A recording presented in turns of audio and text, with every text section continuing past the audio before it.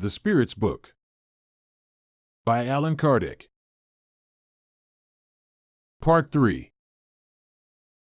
Moral Laws. Chapter 3. The Law of Labor. The necessity of labor. Is the necessity of labor a law of nature? Labor is a law of nature, and as such is a necessity per se because civilization both increases people's needs and their enjoyments. It obliges them to work more. Should we understand labor to entail only material occupations? No. The spirit labors as much as the body. Every useful occupation is labor. Why has labor been imposed on humankind? It is a consequence of their corporeal nature. It is a means of expiation and at the same time a means of perfecting their intelligence. Without labor, humans would remain in intellectual infancy. Thus, they must owe their food, safety, and well-being to their own labor and activity. God has granted more intelligence to certain persons in order to compensate for their physical weakness, but labor is involved nonetheless. Why does nature itself provide for all the needs of the animals?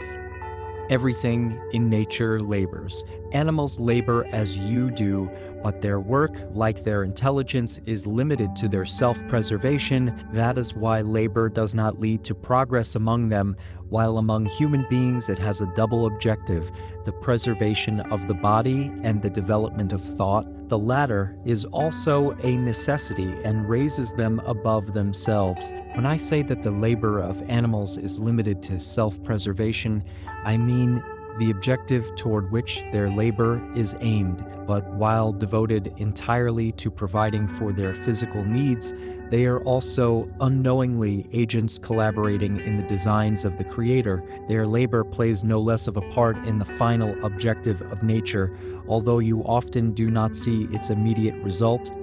On more highly evolved worlds, are humans subjected to the same necessity of labor? The nature of the labor is relative to that of the needs. The less material the needs, the less material the labor. Yet, you must not assume that humans on such worlds remain inactive and useless. Idleness would be a torture instead of a benefit. Are those who possess plenty of assets to ensure their welfare exempted from the law of labor? From paid labor, perhaps, but not from the obligation to render themselves useful according to their means and to perfect their own or others' intelligence. This too is labor. If those to whom God has granted enough assets to ensure their welfare are not obligated to eat their bread from the sweat of their brow, their obligation to be useful. Aren't there those who are incapable of working at anything at all and whose existence serves no purpose? God is just and only condemns those who intentionally live a life that serves no purpose because they live by depending on other people's work. God desires for all to make themselves useful according to their own faculties. Does the law of nature impose upon children the obligation to work for their parents? Certainly, just as parents must work for their children. That is why God has made filial love and parental love natural sentiments, so that by such mutual love, the members of the same family may be led to help each other. This is frequently not recognized in your present society. The limit of labor. Rest.